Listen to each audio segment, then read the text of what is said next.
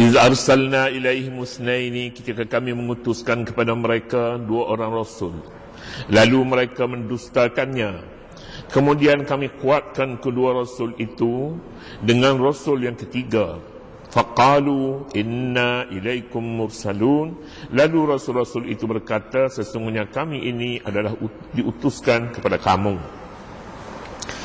Kita masih lagi dalam kisah Al-Quran yang menyatakan contoh penduduk sebuah kampung yang dikirim rasul kepada mereka. Mula-mulanya dihantar 2 orang rasul, kemudian mereka mendustakan 2 rasul itu. Lalu kami tambahkan satu lagi menjadi 3. Fa'azzazna bisalis, kami tambahkan untuk memperkukuhkan seruan 2 rasul yang pertama dengan rasul yang ketiga. Semuanya menyatakan kami semua adalah utusan Allah Subhanahu wa taala. Pagi ini saya ingin bercakap tentang satu uslub dalam Al-Quran, namanya uslub ta'ziz. Uslub ta'ziz. Ta'ziz artinya peningkatan, pengukuhan. Pengukuhan ini namanya uslub ta'ziz, tidak begitu tepat terjemahannya. Tapi kalau boleh saya sebut contohnya, kita katakanlah seorang pesakit menemui doktor. Dulunya doktor tengok penyakit dia ni darah tinggi lah, kita katanya dulu, tinggi sikitnya. Dia beri satu ubat dia katanya makan sebiji tiap-tiap pagi selepas makan, kata macam tu. 2 tahun kemudian, 2 tahun akan datang pula, dia pergi cek, dia kata darah dah meningkat sikit, kena makan ubat sebiji setengah, tambah 1 biji setengah biji lagi.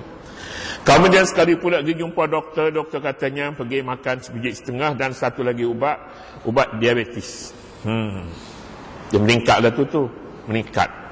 Daripada 1 penyakit kepada 2, ubat pun meningkat. Ubat ni pagi makan, malam makan. Makan selepas nak tidur. 1, selepas makan 1. Pergi sekali pula doktor tengok ini meningkat ni, dah meningkat. Semuanya meningkat. Diberi satu lagi ubat, kita katalah buah pinggang lah. Saya ni tidak doktor, tapi ada doktor ni pun saya malu juga nak bercakap. Bagi ubat buah pinggang, satu lagi pulanya 3 ubat dia. Dalam masa 4-5 tahun dia sudah meningkat. Sepatutnya ubat dia tetap satu lah jika dia patuh peraturan dan dia menerima ini uslub, namanya uslub ta'ziz, uslub meningkatkan. Kadang-kadang peningkatan itu hayatnya masih panjang, tapi ubatnya masih bertambah. Kadang-kadang ubat ini tak cukup dengan ubat yang ada, dia kena beli, harganya 1000 sebiji. 1000 sebiji, makannya sekali sebiji sehari. 1000. Sebab tak cukup keupayaan ubat untuk mengatasi penyakitnya. Keupayaan kena beli. Jadi sebulan berapa kena bayar hidup dia? Kalau 1000 sehari, ada 500 sehari. Kalau 100 sebiji itu biasa saja. Orang yang tak ada duit tak boleh hidup dia. Dia tak boleh hidup pasal mahal harga ubatnya. Uslub ini digunakan oleh Allah Subhanahu wa taala dengan manusia. Tapi manusia tidak menyedari uslub ini. Allah Subhanahu wa taala meningkatkan dia punya inzar, peringatan, amaran demi amaran terhadapnya. Amaran. Kadang-kadang kita melakukan satu maksiat, kita tak sedar bahawa dengan maksiat yang kita lakukan itu, kita menghadapi satu masalah yang tak dijangka. Kita hilang kasut, kita hilang barang dalam rumah, orang masuk dalam rumah. Sepatutnya kita mengambil pengajaran bahawa kita telah bersalah dengan Allah Subhanahu wa taala. Ada sesuatu yang tak kena hubungan antara kita dengan Allah Subhanahu wa taala. Datang pula satu penyakit yang lain pula. Datang. Jadi hilang barang-barang dalam rumah, orang masuk dalam rumah. Ini kereta kita bermasalah pula. Peningkatan demi peningkatan amaran Allah Subhanahu wa taala. Sepatutnya manusia terus mengambil langkah-langkah memperbaiki kelemahan yang berlaku, menyebabkan dia ambil tindakan oleh Allah, dan tindakan itu semakin meningkat tiap-tiap bulan meningkat umpamanya. Ini uslub Allah Subhanahu wa taala. Uslub maknanya kaedah, uslub maknanya jalan, peraturan. Peraturan Allah untuk meningkat, untuk menanamkan, memberi kesedaran kepada manusia supaya mereka kembali kepada Allah Subhanahu wa taala. Al-Quran kerap memperingatkan perkara ini, umpamanya wa man a'rada 'an dzikri وَمَنْ أَعْرَضَ عَنْ ذِكْرِي فَإِنَّ لَهُ مَعِيشَةً ضَنْكًا وَنَحْشُرُهُ يَوْمَ الْقِيَامَةِ أَعْمَى قَالَ رَبِّ لِمَ حَشَرْتَنِي أَعْمَى وَقَدْ كُنْتُ بَصِيرًا. وَمَنْ أَعْرَضَ عَنْ ذِكْرِي, sesiapa yang berpaling tadah dari mengingatiku, mengingati Allah, فَإِنَّ لَهُ مَعِيشَةً ضَنْكًا, sesungguhnya baginya kehidupan yang sulit. Sulit hidupnya, sulit. Kadang-kadang penyakitnya degil. A'rada an zikri, dia berpaling dan mengingatiku. Fa innalahu ma'isyatan dhanka, hinggalah seterusnya setiap tahun kerugian pada harta benda, kerugian pada nyawa, kerugian pada banyak perkara yang Allah Subhanahu wa taala takdirkan baginya sehingga ajalnya tiba. Dan ada manusia sampai ke peringkat akhir pun tidak menyadari. Ada orang yang telah diberi amaran demi amaran. Akhirnya dia menganggap amaran itu tak ada guna, itu biasa saja. Akhirnya dia kena potong. Jadi ya tak apa, itu terima takdir Allah Subhanahu wa taala. Jadi kalau begitu ada lagi satu manusia, jenis manusia ini tidak indahkan segala amaran. Ia diberi amaran demi amaran kira-kira adalah lebih baik daripada manusia yang langsung tidak diberi Allah, tidak diberi amaran. Kerana orang ini bagi ubat pun tak ada guna, tak bagi, sama saja. Kalau bagi ubat pun rugi saja. Rugi, dia tak makan ubat, dia tak ambil ubat, dia boleh buang saja. Tapi setiap kali dia jumpa doktor, dia nak tengok berapa bacaan doktor. Ada macam tu. Tapi bila diberi ubat, macam-macam dia tuduh. Ubat ini ada kesan sampingannya, boleh membawa begini. Benarkah begitu? Ini satu bacaan yang salah. Kita telah membuat satu dugaan yang salah, menyebabkan kita terperangkap dalam kepercayaan kita sendiri tanpa pengetahuan. Jadi inilah dia, fa'azzazna bisalisin, kami perteguhkan Rasul kami itu dengan 3 orang pula. 3 orang. Doktor, Rasul boleh sampai 3 orang. Ya, apabila sebuah kampung itu Allah Subhanahu wa taala ingin memeliharanya, ingin memelihara, sekalipun kampung itu dilihat sebagai banyak kesalahan, tetapi Allah Subhanahu wa taala mahu supaya kampung itu orang kampung itu mengambil pengajaran daripada teguran Allah Subhanahu wa taala, menerusi malapetaka dan berbagai-bagai lagi. Sesebuah kampung boleh dibinasakan oleh Allah Subhanahu wa taala dengan maksiat yang berlaku di dalamnya. Dalam Quran menyebutkan, wa ma kana rabbuka muhlikal qura bizul, wa ma kana rabbuka liyuhlikal qura bizulmin wa ahluha muslihun. Allah tidak membinasakan sebuah kampung. Sebuah kampung ni, negeri pun kampung, kawasan pun ya kampung, qaryah pun qaryah juga. Qaryah Allah tidak binasakan. Illa wa ahluha muslihun. Kalaulah wa ahluha muslihun, sedangkan penduduknya orang baik-baik semuanya. Tuhan tak binasakan, kekallah dalam keadaan aman, dalam keadaan damai. Hiduplah, rezekinya bertambah-tambah, kesehatannya semakin baik. Jika mereka itu mengikuti perintah Allah dan mereka tidak menzalimi diri mereka sendiri. Menzalimi Allah tidak ada. Allah tidak kena zalim sebenarnya. Tapi mereka melakukan kesalahan terhadap Allah. Mereka menzalimi diri mereka sendiri. Allah tidak akan membahayakan, membinasakan sebuah kampung sedang penduduknya, rakyatnya saleh, rakyatnya baik-baik semuanya. Banyak kita dengar negeri dilanda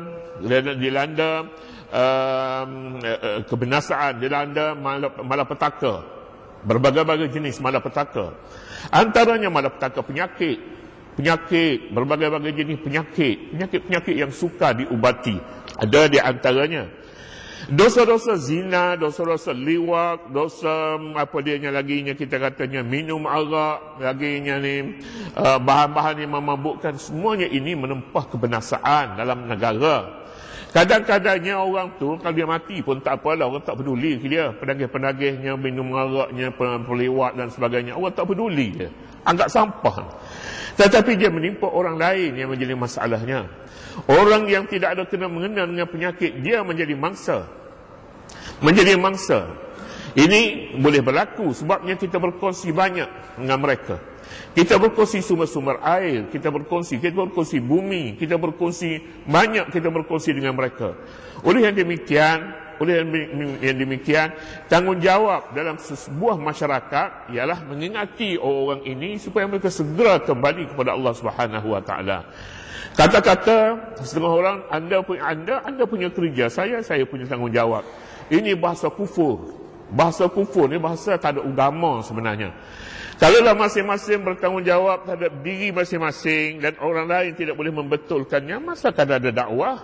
Masa kan ada masjid tempat kita berjamaah? Masa kan ada kerjasama antara satu dengan lain yang sangat diutamakan dalam Islam? Jadi oleh yang demikian, perkara ini adalah perkara besar di dalam Islam. Ini namanya uslub ta'ziz. Tak pernah dengar kita. Fa'azzazna bisalis. Kami ta'zizkan, kami perkukuhkan dengan 3. Allah Subhanahu wa taala cukup hantar 1 saja pun dah cukup. Tapi bila dia hantar 2, bila dia hantar 3, ini adalah satu perhatian baik. Ada kebaikan padanya jika mereka mengambil pengajaran. Jika tidak, mereka menerima nasibnya ialah kebinasaan terhadap mereka, negara mereka, kampung halaman mereka, keluarga mereka seterusnya binasa. Faqalu inna ilaikum mursalun. Lalu mereka mendakwa kami semuanya adalah rasul-rasul yang diutus. Qalu ma antum illa basharun misluna wa ma anzala ar-rahmanu min syai' in antum illa takdzibun.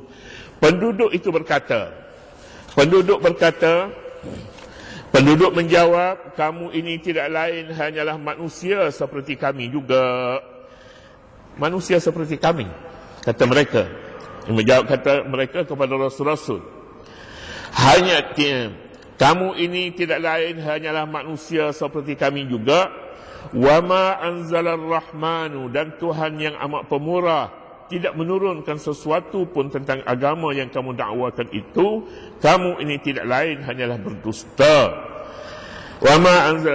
Mereka mendustakan para rasul yang 3 rasul diutus pada mereka. Mereka, alasan pertama ialah mereka ini semuanya sama dengan kita, sama dengan manusia biasa. Mereka makan, mereka tidur, mereka berjalan, mereka bergerak, mereka berkahwin, mereka berketurunan. Jadi kalau kita berbeza antara rasul dengan bukan rasul, kita orang tidak rasul, bukan rasul, tapi kamu juga sama dengan kami. Oleh yang demikian, kamu sebenarnya bukan rasul. Alasannya, kamu seperti kami. In antum illa takdzibun. Kamu semua tidak lain melainkan dusta semata-mata. Benarkah tuduhan dusta ini? Nabi itu berdusta dengan alasan mereka itu sama. Sebenarnya itulah kekuatan Rasul. Kekuatan Rasul, dia makan, dia minum, dia tidur, dia berkahwin, dia berzuriat, berketurunan.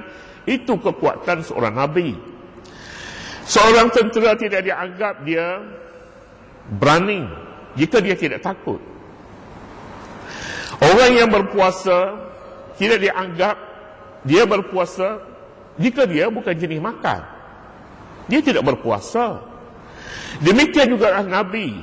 Nabi, jika dia tidak seperti manusia biasa, katakanlah dia ni malaikat, rasul-rasul malaikat, maka tidak ada kekuatan bagi malaikat itu jika dia tidak makan, dia tidak minum, dia tidak melihat orang perempuan, dia tutup mata. Ini tak ada kekuatan bagi malaikat. Nabi-Nabi mempunyai kekuatan sebab dia manusia biasa. Manusia biasa. Atas nama manusia biasa, kita dapati Nabi SAW berani dalam peperangan. Dalam peperangan, Nabi dijadikan dia sebagai perisai oleh para sahabat. Kata mereka, kunna idza hamiyal watisu ihtamaina bi Rasulillah sallallahu alaihi wasallam. Kami, kata para sahabat, waktu peperangan memuncak, kami jadikan Rasulullah sebagai perisai kami. Berani artinya Rasulullah sallallahu alaihi wasallam. Jika sebatang kayu dicampak ke medan perang dan sebatang kayu itu tegak di sana, tak bergerak pun, bolehkah kita anggap kayu itu berani? Sebab dia tidak lari. Dia tidak lari, dia ditembak pun tak mati, dia ditembak pun tak kena, misalnya, tidak berani. Jadi itulah logik yang dipakai oleh orang kafir. Orang kafir bahawa alasan mereka enggan mengikuti Nabi, mematuhi Nabi, sebab Nabi seperti manusia biasa. Alasan mereka itu sebenarnya salah. Salah kerana kekuatan Nabi, kerana dia bersama-sama seperti manusia lain, tetapi dia bukan manusia biasa. Bukan dia mempunyai keistimewaan sebab dia mempunyai nafsu, nafsunya dikawal. Dia mempunyai nafsu makan, tetapi dia kawal nafsunya, dia kawal keinginannya, dia kawal. Jadi kawalan inilah yang memperlihatkan kita Nabi manusia yang bukan manusia biasa. Oleh yang demikian, ma antum illa basyarum misluna. Kamu ini tidak lain, hanyalah manusia seperti kami juga. Salah. Mereka ingin lihat bagaimana Nabi itu, bagaimana Rasul. Rasul bagaikan malaikat. Kita sudah katakan lagi tadi, malaikat tidak punya nafsu. Tiada kelebihan baginya dia tidak kahwin sebab tidak mempunyai nafsu. Tiada kelebihan. Manusia mempunyai kelebihan jika dia kahwin dan dia memilih peraturan-peraturan perkahwinan dengan betul. Ya, sebab dia manusia yang mempunyai nafsu. Dia mengawal akhlaknya, mengawal akhlak sebab dia mempunyai nafsu sama dengan manusia lain. Manusia lain tidak mengawal nafsu, Nabi kawal nafsu. Dua tugas Nabi, para Rasul apabila diutus Allah untuk menjadi Rasul. Dua tugasnya. Pertama, tabligh, menyampai. Kemana-mana pun Nabi pergi, Nabi akan memperkatakan kebenaran kepada umatnya. If'al aw la taf'al. Anda mesti buat ini dan jangan ini. Ini haram, ini halal. Ambillah yang halal, jauhkan yang haram. Buat ini namanya ibadat, sembahyang. Jangan lakukan ini penyembahan berhala. Jangan. Itu tugas para Rasul, namanya tabligh, menyampaikan. Apabila menyampaikan, soal manusia beriman ataupun tidak, itu perkara yang kedua. Itu hak Allah Subhanahu wa taala. Yang kedua, Nabi SAW menjadi ikutan. Ini istimewanya Nabi dan Rasul. Ingin kita melihat orang itu Nabi ataupun tidak Nabi, itulah dia petandanya. Nabi menjadi contoh orang ramai dan Nabi menyampaikan kebenaran. Oleh yang demikian, apabila Nabi menyampaikan sesuatu, maka itu tugasnya sebagai Rasul. Apabila Nabi itu disuruh menjadi ikutan orang ramai, itulah dia Nabi yang tidak melakukan kesalahan sebab dia boleh dicontohi. Selepas kewafatan Nabi, ramai orang datang, pendakwah datang, ulama datang, mujaddid datang, banyak lagi datang, penulis-penulis datang, mubaligh datang, beribu-ribu ulama, ribu-ribu pendakwah, ribu-ribu pengarang buku, ribu-ribu seorang penceramah. Tetapi bagaimana bandingkan dengan Rasul? Bagaimana nak bandingkan dengan Nabi? Nabi SAW meninggalkan kejayaan, namanya disanjung sampai hari ini, tidak pernah lengkang, tidak pernah orang merasakan tidak puas hati dengan Nabi jika dia mempunyai iman. Ramai ribu-ribu pendakwah, tetapi pendakwah tidak boleh dijadikan contoh. Lain yang dibuat, lain yang dicakap, lain yang dibuatnya. Huwa fi wadin wa kalamuhu fi wadin akhar. Dia berada dalam satu wadi, dalam satu lembah, tapi ucapannya di lembah yang lain. Ucapannya pada tempat lain, tapi dia berada pada tempat lain. Bagaimana dia boleh berjaya? Dia sudah cacat. Dia seorang ulama, tapi ulama ilmunya tinggi, tetapi kata-katanya baik, tapi perbuatannya salah. Adakah begitu? Itu memang biasa kepada manusia yang tidak dipelihara Allah Subhanahu wa taala. Oleh yang demikian, Oleh demikian, Nabi dan Rasul boleh dilihat di sini. Nabi, Rasul dan manusia biasa dilihat pada dua bidang tugasnya. Tugasnya ialah pertama sekali tabligh, menyampai. Jika dia seorang yang diam berada di rumah, dia seorang yang bertapa dalam gua, tidak mengenal masyarakat, tidak bergaul dengan masyarakat, maka dia cacat dari satu segi, iaitu tidak bergaul, tidak menyampaikan dakwah. Kerana dakwah itu adalah kerja nabi-nabi. Ya ayyuhar rasul balligh ma unzila ilaika min rabbik. Wahai Rasul, sampaikanlah wahyu yang diturun kepadamu dari Tuhanmu. Wa illam taf'al fama ballaghta risalata. Kalau kamu tidak menyampaikan, maka tugas kamu tidak sempurnakan. Fama ballaghta risalata. Itu yang pertama. Tugas mentabligh, menyampaikan. Sama. Yang kedua, jadikanlah diri sebagai ikutan orang. Bagaimana murid-murid 30 orang dalam satu kelas apabila melihat gurunya merokok, gurunya makan sambil berjalan, sambil berdiri, tiada guna lagi sebenarnya. Dia menjadi tiruan, ikutan murid-muridnya. Mungkin murid-murid suka melihat hadapannya, tapi di belakangnya dikutuk oleh murid-muridnya. Sebab guru-guru hendaklah menjadi ikutan murid-murid. Nabi SAW tidak boleh ditandingi sama sekali dalam dua bidang ini oleh mana-mana ulama, mana-mana pendakwah, mana-mana guru, mana-mana mujaddid sekalipun. Qalu ma antum illa basyarum misluna. Penduduk bandar itu menjawab, kamu ini tidak lain hanyalah manusia seperti kami juga. Manusia seperti kami, satu kekuatan bagi Nabi. Kita lihat Nabi SAW sebagai contoh. Kita beri satu contoh. Satu ketika isteri Nabi Safiyah ini musuh ketat kepada Aisyah. Musuh ni musuh dalam rumah lah.